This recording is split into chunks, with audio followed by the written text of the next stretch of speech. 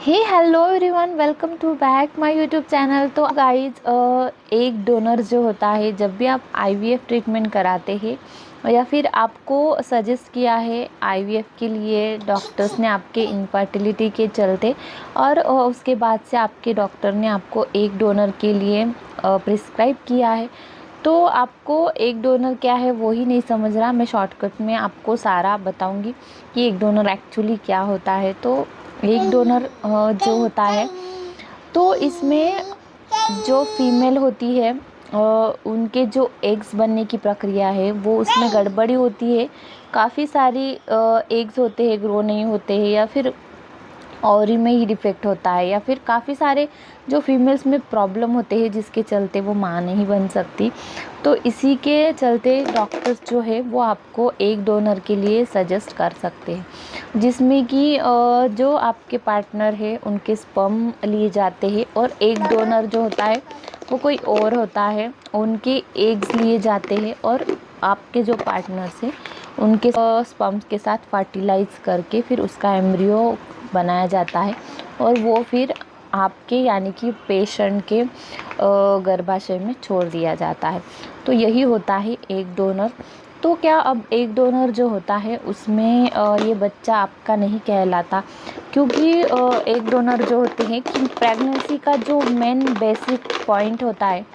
वो एग ही होता है और स्पर्म होता है। दोनों भी कंडीशन में अगर आप डोनर का इस्तेमाल कर रहे हो, स्पर्म डोनर या फिर एग डोनर, तो वो बच्चा आप दोनों का कहीं ना कहीं नहीं कहलाता, क्योंकि जो एग्स होते हैं वो उसमें जो जीनस होते हैं वो जेनेटिक्स होते हैं, और वो बातें जो एम्ब्रियो बनता है उसमें आ जाती है। फ़र्क सिर्फ इतना होता है कि अगर उस एम्ब्रियो को अगर आपके यूट्रस में छोड़ दिया गया है, तो जो एनवायरनमेंट रहता है, जो भी ब्लड सप्लाई वगैरह चीज़ें होती है जो आप मेंटेन करते हो 9 मंथ,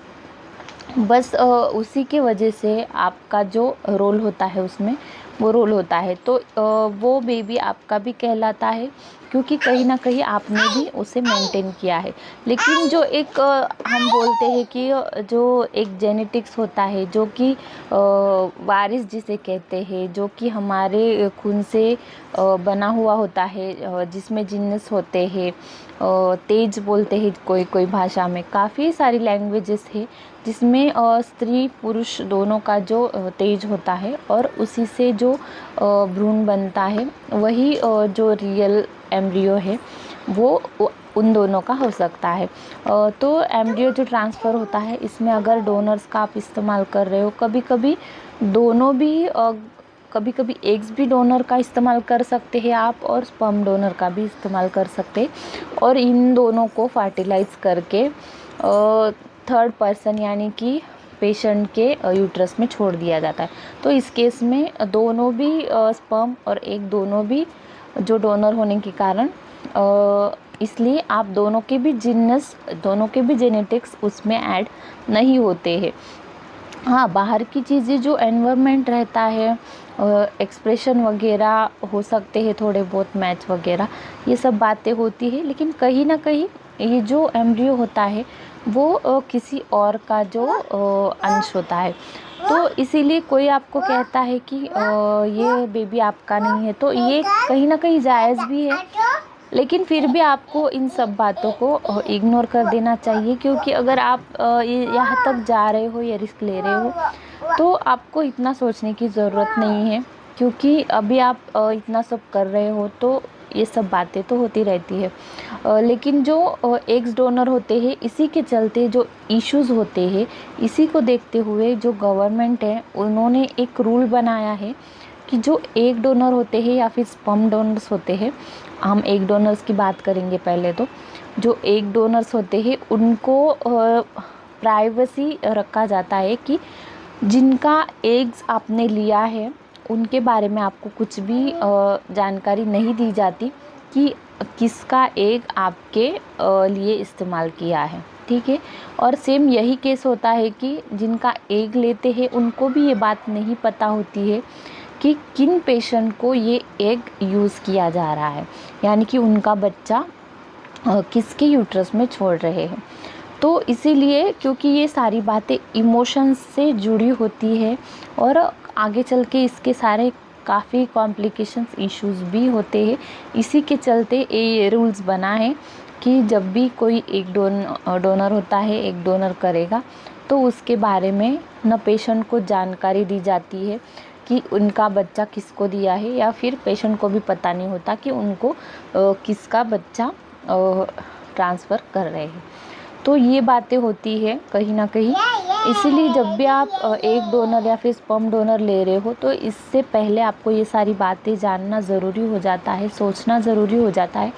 ताकि पहले आपको अगर नहीं पता होता है, बाद में कुछ लोग जो होते हैं आसपास की बातें बनाते हैं, तो आपको उसमें भी दिक्कत हो जाती है। इसी के चलते आपको ये सब जानकारी पहले लेना बहुत ज़रूरी है, क्योंकि ये सारी जो है वो रियल फैक्ट है। और इसमें आप कुछ भी बोलोगे या फिर कुछ भी, तो इसमें चेंज नहीं होगा, क्योंकि ये जो कुछ भी है ये ऐसे ही है। तो इसीलिए जब भी आप एम्ब्रियो ट्रांसफ़र करने का सजेस्ट कर रहे हो आईवीएफ, इसलिए आपको एक डोनर के लिए सजेस्ट कहा जाता है कि आप अगर माँ नहीं बन सकती, आपके अंडे नहीं बन रहे, पीरियड ही नहीं आ रहा है, कहीं ना कहीं बहुत सारी दिक्कत है आपको, तो जब भी आपको एक डोनर्स के लिए सजेस्ट करते हैं, तो आपकी वहाँ पे 10 से 20% चांसेस जो है वो बढ़ जाते हैं कंसीव करने के, आईवीएफ सक्सेस होने के। इसीलिए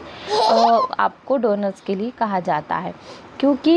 ये डोनर्स जो होते हैं उनकी भी काफ़ी सारी जांच की जाती है, सारे जो चेकअप है वो किए जाते हैं, और 30 साल के अंदर की जो फीमेल है उन्हीं के एग लिए जाते हैं जिनको ऑलरेडी पहले से 2 बच्चे हैं, और वो बच्चे ठीक है, यानी कि उनमें कुछ जेनेटिक्स डिफेक्ट नहीं है। ऐसे ही फीमेल का जो एग्स है वो लिया जाता है, और फिर उसके साथ प्रोसेस करके फिर लेके आपके यूट्रस में उसको फर्टिलाइज़ करके छोड़ते हैं। तो ये सारी बातें आपको समझना ज़रूरी है, सोचना ज़रूरी है, और ताकि आपको किसी बात की मिसअंडरस्टैंडिंग ना हो बाद में, क्योंकि काफ़ी सारे लोगों को ऐसा लगता है कि उन्हीं के एग्स जो है वो यूज़ कर रहे हैं, या फिर पता तो होता है लेकिन समझ में नहीं आता, क्योंकि आजकल काफ़ी लोग ऐसे है जो पढ़े लिखे नहीं हैं, उनको इस बात की कोई नॉलेज नहीं होती, उनको लगता है कि ट्रीटमेंट के ज़रिए बेबी हो रहा है, लेकिन ये हमारा बेबी है। तो इसीलिए फ़र्क मैंने आपको बता दिया कि जो डोनर्स होते हैं, जेनेटिक्स जो पार्ट्स होते हैं, जेनेटिक्स जिसे कहते हैं हम, वंश होता है जो, वो जिसका बेसिक है, एग्स हो चाहे स्पर्म हो, उन्हीं का ही होता है। बस आपका थोड़ा बहुत हो सकता है उसमें मैचिंग, अदरवाइज़ जो बेस होता है, जिसका एग होता है, उन्हीं के जो बिल्कुल बातें होती है उन्हीं के जैसी ही आ सकती है बेबी में। तो आई होप कि आपको ये सारा डाउट क्लियर हो गया कि एक डोनर के बारे में। तो वीडियो अच्छी लगी होंगी तो ज़्यादा से ज़्यादा लाइक और शेयर ज़रूर करना है। चैनल को पहली बार देख रहे तो सब्सक्राइब ज़रूर कर देना है, क्योंकि एम्ब्रियो ट्रांसफ़र, आईवीएफ या फिर आईयूआई या फिर नेचुरल प्रेगनेंसी, सारी जो कन्फ्यूजन है, जितने भी क्वेश्चन हैं आपके, उन सारे क्वेश्चन का आंसर चैनल पे अवेलेबल है। तो चलिए फिर मिलते हैं किसी नेक्स्ट इन्फॉर्मेशन को लेकर। तब तक के लिए stay healthy, stay happy. Thanks for watching me.